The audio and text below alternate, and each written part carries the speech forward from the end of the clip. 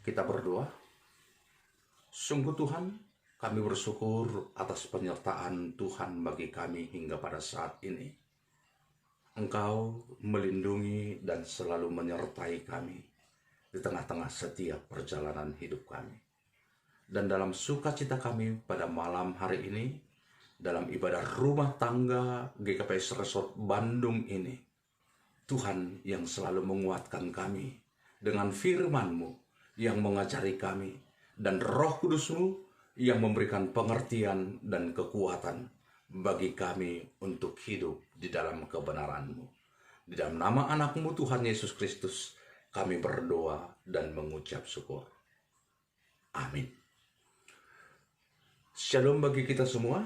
Bapak Ibu yang dikasihi oleh Tuhan kita Yesus Kristus, firman Allah yang menjadi khotbah di tengah-tengah ibadah pertemuan kita pada malam hari ini diambil dari 1 Korintus 3 ayatnya yang ke-10 sampai yang ke-17. Demikian firman Tuhan.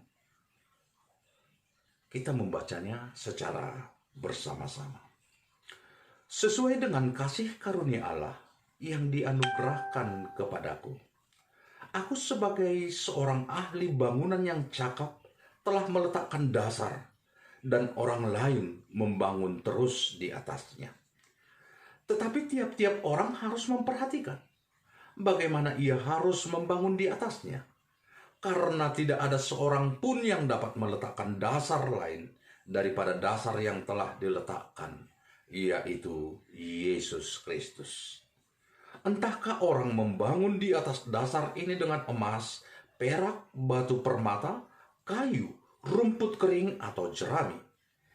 Sekali kelak pekerjaan masing-masing orang akan nampak, karena hari Tuhan akan menyatakannya. Sebab ia akan nampak dengan api, dan bagaimana pekerjaan masing-masing orang akan diuji oleh api itu. Jika pekerjaan yang dibangun seseorang tahan uji, ia akan mendapat upah. Jika pekerjaannya terbakar, ia akan menderita kerugian. Tetapi ia sendiri akan diselamatkan, tetapi seperti dari dalam api. Tidak tahukah kamu bahwa kamu adalah bait Allah, dan bahwa Roh Allah diam di dalam kamu? Jika ada orang yang membinasakan bait Allah, maka Allah akan membinasakan dia. Sebab bait Allah adalah kudus, dan bait Allah itu ialah kamu. Demikian firman Tuhan yang dikatakan berbahagia adalah mereka yang mendengarkan dan melakukan firman Tuhan di dalam hidupnya hari lepas hari. Amin. Shalom bagi kita semua. Dan saya sapa Jemaat GKPS Bandung. Shalom. Jemaat GKPS Bandung Timur. Shalom. Jemaat GKPS Bandung Selatan. Shalom. Salam sejahtera bagi kita semua. Kristus yang memberkati, melindungi, menjaga setiap umatnya. Amin. Bapak, Ibu, dan saudara-saudara yang dikasihi oleh Tuhan kita Yesus Kristus, ketika kita membaca atau menonton di YouTube, begitu banyak video-video yang non-Kristen yang mengaku-ngaku sebagai seorang kristolog atau pakar ilmu tentang Kristus, yang mengaku tamatan luar, yang mengaku S3 Vatikan, dan menyebut-nyebut dirinya sebagai pakar dalam ilmu kekristenan. Bahkan mereka ada yang mengaku sebagai mantan pastor, sebagai mantan biarawati, bahkan ada juga sampai saat ini dia masih memakai gelar evangelis, yang mengaku sebagai pakar bahasa Ibrani, walaupun dalam membaca, menerjemahkan bahasa Ibrani dia salah. Dia sering salah. Dan ketika dia mencoba untuk mengartikan, menafsirkan dari apa yang dia baca, justru sesuka hatinya, justru ngawur, dan justru salah. Dan yang paling riskan, Di satu sisi mereka mengklaim bahwa Alkitab kita ini adalah palsu, tapi satu sisi mereka ternyata mengais-ngais, mengemis-ngemis, mengangkat-ngangkat ayat-ayat Alkitab untuk mendukung apa yang mereka imani. Sangat luar biasa. Tapi mau tidak mau, suka atau tidak suka, ternyata orang-orang seperti ini bertujuan untuk berusaha meruntuhkan dasar iman kekristenan kita. Pondasi kehidupan gereja itu sendiri, dasar dari iman kepercayaan Kristen itu sendiri. Bahkan ketika ayat Alkitab menjelaskan bahwa dasar gereja, dasar kebenaran-kebenaran itu yaitu Kristus, justru ada sebahagian mereka yang mengklaim itu nubuat untuk apa yang mereka imani. Oleh karena itu, ketika begitu banyaknya orang-orang yang salah menafsirkan, yang boleh saya katakan itulah merupakan ajaran-ajaran yang menyesatkan. Di tengah-tengah situasi inilah Paulus hendak mengajarkan jemaat Korintus dan secara khusus gerejanya pada saat ini, orang-orang Kristen pada saat ini. Apa yang hendak diajarkan kepada jemaat Korintus pada saat itu dan kepada orang Kristen pada saat ini? Paulus menekankan yang pertama adalah Kristus adalah dasar atau pondasi yang benar di dalam kehidupan gereja, di dalam kehidupan orang percaya. Apa yang melatar belakangi Paulus mengingatkan kembali akan dasar pondasi gereja itu sendiri, yaitu Kristus? Ternyata banyak hal yang terjadi di jemaat Korintus. Kita tahu bahwa kota Korintus adalah kota yang cukup maju metropolitan pada zamannya. Ketika dalam sebuah kota metropolitan, kita tentu tahu apa yang terjadi, apa yang menjadi kebiasaan, apa yang menjadi kehidupan masyarakat kota, yang sering sekali banyak hal-hal yang berusaha untuk menjerat, menjatuhkan kehidupan orang percaya. Selain itu, begitu banyaknya juga kepercayaan-kepercayaan lain, penyembahan-penyembahan yang lain selain daripada kepada Tuhan kita Yesus Kristus. Sehingga sering sekali ini juga mempengaruhi kehidupan kekristenan pada saat itu. Selain itu juga, begitu banyaknya ajaran-ajaran yang menyesatkan, yang berusaha untuk menghancurkan dasar atau pondasi iman kekristenan itu sendiri. Dan bahkan di tengah-tengah jemaat Korintus sendiri terjadi perselisihan-perselisihan yang menyebabkan perpecahan demi perpecahan di tengah-tengah jemaat, yang membuat sebagian mereka saling memisahkan diri, mengelompokkan diri, golongan ini, dan lain sebagainya. Dan justru kehidupan jemaat itu semakin rusak. Dan pada saat ini kehidupan kekristenan juga mengalami banyak masalah, banyak tekanan. Terlebih pada saat ini ketika dunia sedang dilanda oleh pandemi COVID-19. Begitu banyaknya orang mengalami kekhawatiran, ketakutan yang luar biasa, dan berusaha untuk menghindarinya sekuat tenaga. Ya memang harus seperti itu. Tapi sering sekali ketakutan itu justru lebih besar. Itu menjadi tantangan, persoalan, masalah yang kita hadapi pada saat ini. Dan juga di tengah-tengah kehidupan dunia pada saat ini, bagaimana kesenangan, keinginan dunia yang membuat banyak orang meninggalkan iman percaya mereka, yaitu Kristus. Ada juga harta dan jabatan, yang sering sekali bahwa harta dan jabatan itu dianggapnya segalanya di dalam kehidupannya, sehingga ada orang Kristen juga yang meninggalkan iman Kristennya Dan banyak ajaran-ajaran atau kristolog-kristolog yang salah dan menyesatkan, yang berusaha membuat orang Kristen bingung. Oleh karena itu Paulus mengingatkan, kembalilah ke dasar yang benar, yaitu Kristus. Kembalilah ke pondasi yang benar, yaitu Kristus.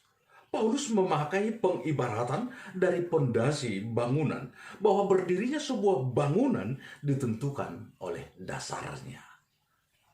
Dan sebuah bangunan dimulai dari dasarnya. Ketika pondasinya kokoh, niscaya juga bangunannya akan berdiri kokoh.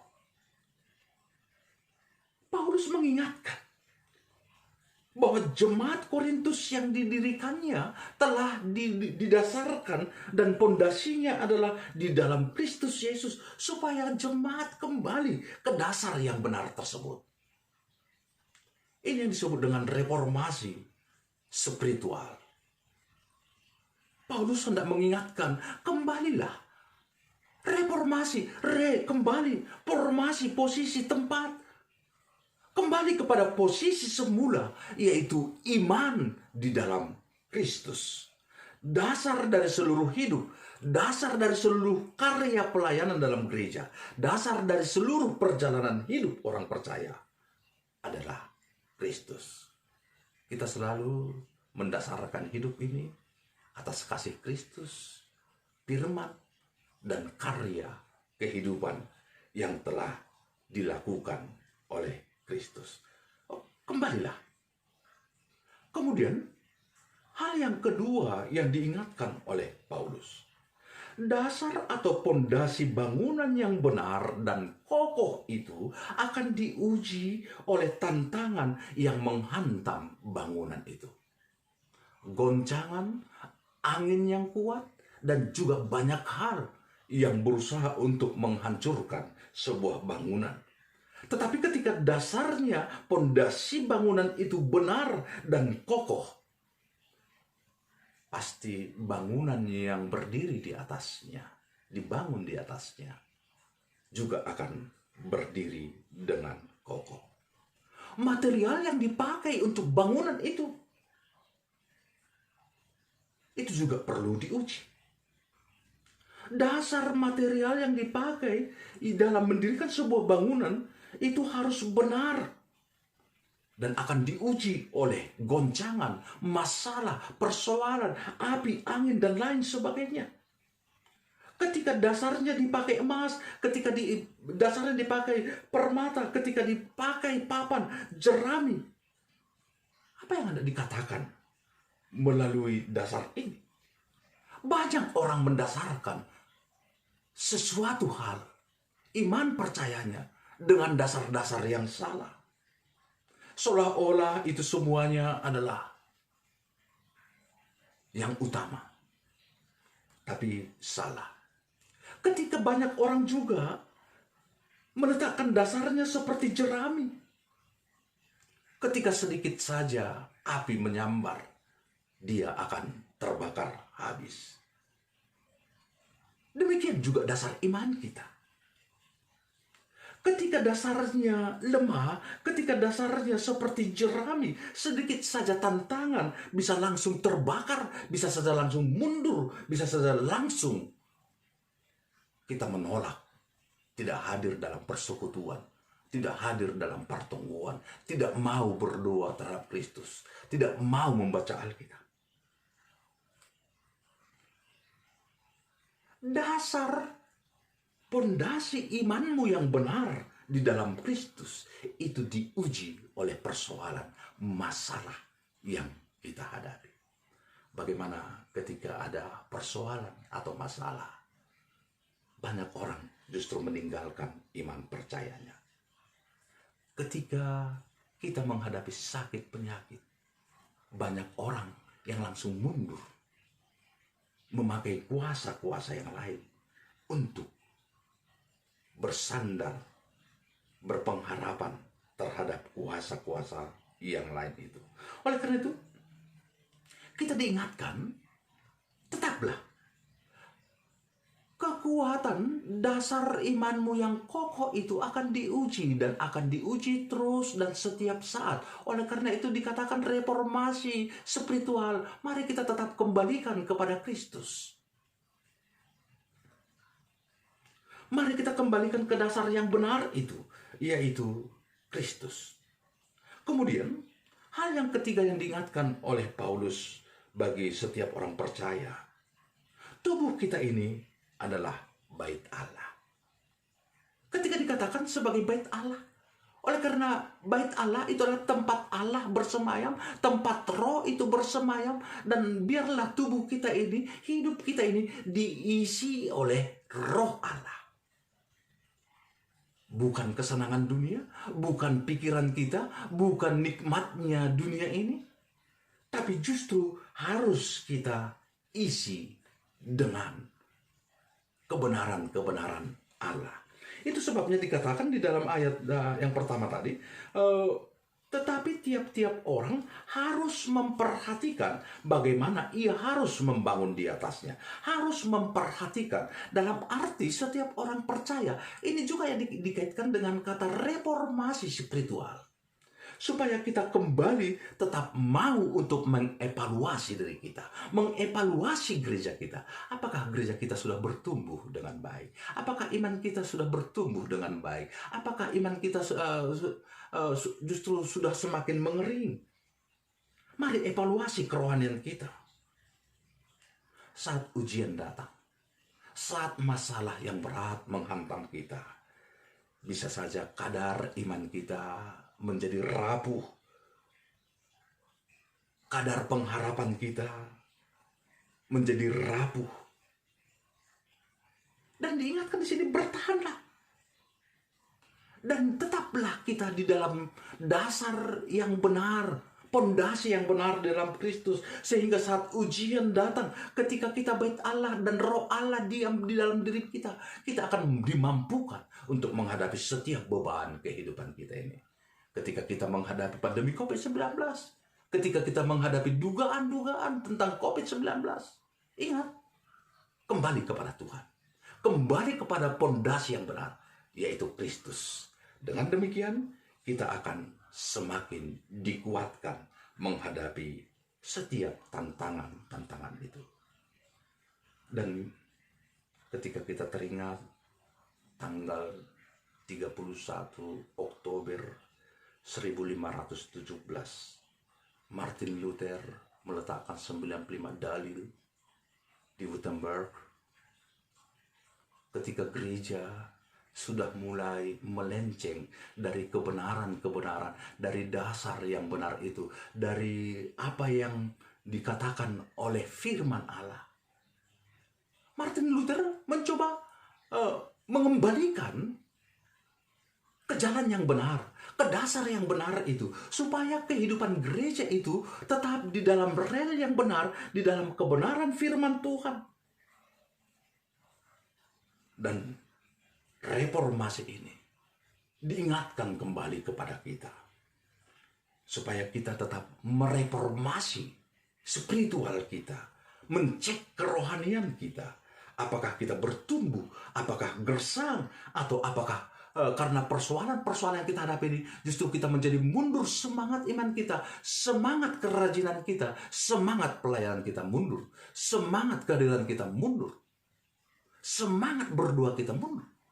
Mari kita cek, kita reformasi, kita kembalikan, supaya roh Tuhan itu berdiam di dalam diri kita sebagai bait Allah, sehingga kita semakin kuat untuk menghadapi setiap beban kehidupan ini. Amin. Kita berdoa. Terima kasih Tuhan Yesus atas segala berkat-Mu yang telah menyertai kami. Kami yakin dan percaya Tuhan Yesus memberkati jemaat GKPS Seresot Bandung ini, GKPS Bandung, GKPS Bandung Timur, Bandung Selatan, dan juga bagi setiap orang tua, setiap pemuda nama Poso, dan juga anak-anak. Tuhan Yesus yang baik, kami yakin dan percaya, kami mau serahkan seluruh kehidupan kami hanya ke dalam tangan pengasihan-Mu. Engkau yang melindungi kami, Engkau yang mengajari kami, sehingga kami mewujud nyatakan iman percaya kami di tengah-tengah setiap perbuatan kami, kehidupan kami. Dan dasar iman kami adalah Kristus. Oleh karena itu kami mau serahkan seluruh hidup kami. Dan bagi jemaat yang mengalami sakit penyakit, Tuhan Yesus yang menjamah. Ketika jemaat mengalami gangguan oleh karena pandemi COVID-19 ini, baik itu gangguan secara ekonomi, pekerjaan, dan pergerakan sosial kami, Tuhan Yesus yang selalu menguatkan kami, sehingga kami semakin mampu untuk menjalani kehidupan kami bersama dengan kuat kuasa yang daripadamu. Terima kasih Bapa, kami mau serahkan seluruh hidup kami hanya ke dalam tangan pengasihan-Mu. Di dalam nama anak-Mu Tuhan Yesus Kristus, kami berdoa dan mengucap syukur. Amin. Horas mahubata haganubat.